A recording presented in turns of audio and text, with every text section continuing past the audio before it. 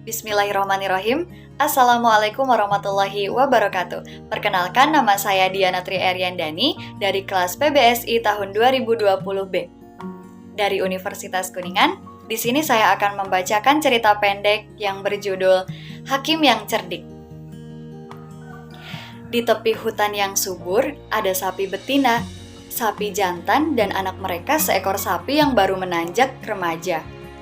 Pemandangan tepi hutan yang indah dan rumput yang hijau subur membuat mereka gembira. Anak sapi berlarian ke sana kemari. "Bu, saya mau jalan ke tepi sungai." "Boleh, tapi jangan jauh-jauh ya," kata Bu Sapi. "Iya, Bu." Sapi muda itu berjalan ke tepi sungai. Ia melihat berbagai hewan kecil di sekitar sungai.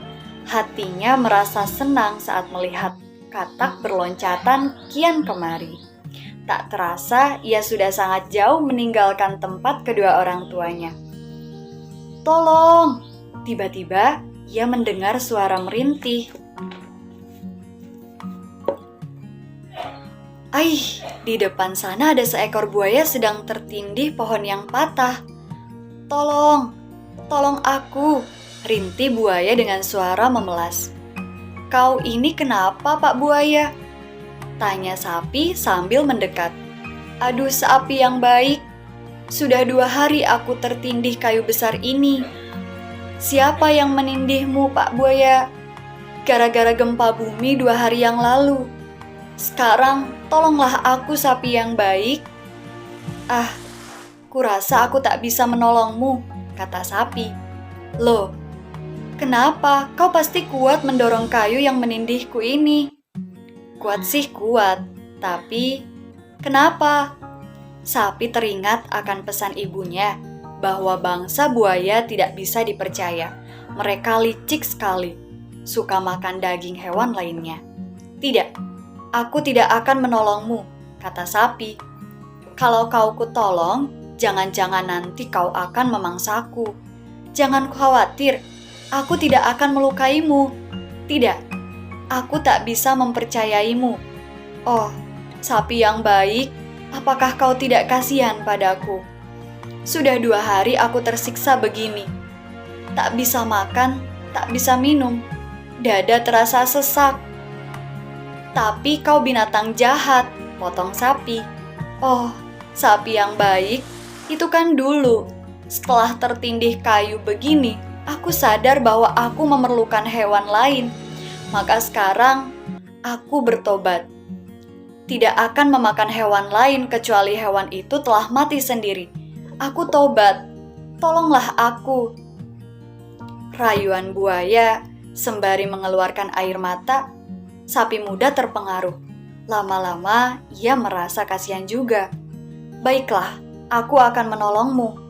Tapi janji ya, jangan mencelakakanku." "Iya, aku janji. Percayalah." Lalu, sapi berusaha mendorong kayu itu sekuat tenaganya, dan akhirnya, plong, buaya terlepas dari tindihan kayu. Astaga, begitu terlepas dari tindihan kayu, buaya itu langsung meloncat ke punggung sapi dan menerkam punduk sapi. "Aduh, pekik sapi kesakitan. Kenapa kau menggigit pundukku?" "Loh, aku kan sudah minta tolong kepadamu bahwa aku tertindih kayu selama 2 hari, tidak makan dan tidak minum. Sekarang kau harus menolongku bebas dari rasa haus dan lapar dengan memakan dagingku," tukas sapi. "Betul, sekaligus menghirup darahmu. Dasar buaya licik, tak tahu balas budi." "Sudah sapi muda, segeralah buaya, terimalah nasibmu." "Tidak, ini tidak adil," teriak sapi. "Loh, ini sudah hukum rimba.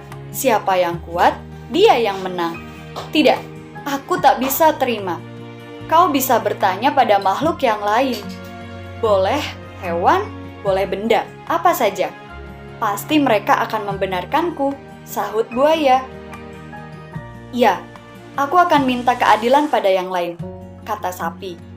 Kebetulan saat itu ada tikar lapuk hanyut di sungai. Sapi menceritakan kejadian yang menimpanya dan meminta pendapat tikar lapuk. Apa jawabannya? Itu sudah benar. Terimalah nasibmu. Aku juga mengalaminya. Ketika keadaanku masih baru aku dipakai, jika kotor dibersihkan, tapi setelah lapuk dan banyak yang bolong, aku dibuang ke sungai begitu saja. Nah, benar kan kataku? Sahut buaya. Tidak. Nah, itu ada keranjang hanyut, protes sapi. Tapi ketika keranjang itu ditanya jawaban, persis seperti tikar. Ketika masih baru dan utuh aku dipakai, kini setelah rusak aku dibuang ke sungai begitu saja. Nah, benar kan? Sahut buaya. Tiba-tiba ada seekor bebek betina tua berenang. Sapi dan buaya meminta pendapat bebek. Kukira buaya benar, sebab manusia juga kejam. Ketika aku masih muda dan bisa bertelur, aku dipelihara. Sekarang ketika aku sudah tua, aku ini mau disembelih. Untungnya, aku bisa melarikan diri. Jadi, tirulah perbuatan manusia. Mereka mau enaknya sendiri. Mau mengadu kemana lagi kau sapi? Saat itu, kebetulan kancil lewat di depan buaya dan sapi. Kali ini, buaya yang meminta pendapat kancil. Ia yakin kancil juga akan membenarkan pendiriannya. Kalau aku diminta menjadi hakim, aku harus tahu awal kejadiannya, kata kancil. Apakah kalian keberatan jika mengulang awal kejadian yang kalian alami? Tidak, aku tidak keberatan, sahut buaya. Maka, dilakukanlah pengulangan itu. Buaya kembali ke tempatnya semula. Sapi mengembalikan kayu besar ke punggung buaya. Benarkah kejadiannya seperti itu? Kata kancil. Benar, jawaban sapi dan buaya bersamaan. Lalu, Pak Baya memanggilku agar aku mau menolongnya, sahut sapi. Kancil mendekati sapi dan berbisik lirih. Ayo, kita tinggalkan buaya jahat ini. Sapi baru sadar, inilah kesempatan baginya lolos dari bahaya maut. Tanpa basa-basi lagi, sapi mengikuti arah lari kancil yang sudah meloncat lebih dulu. Hei, tunggu, jangan pergi dulu, teriak buaya. Tapi sapi dan kancil tak menghiraukannya. Makanya, jangan terlalu rakus dan tak tahu balas budi. Akibatnya, bisa celaka sendiri. Sekian dari saya, terima kasih. Wassalamualaikum warahmatullahi wabarakatuh.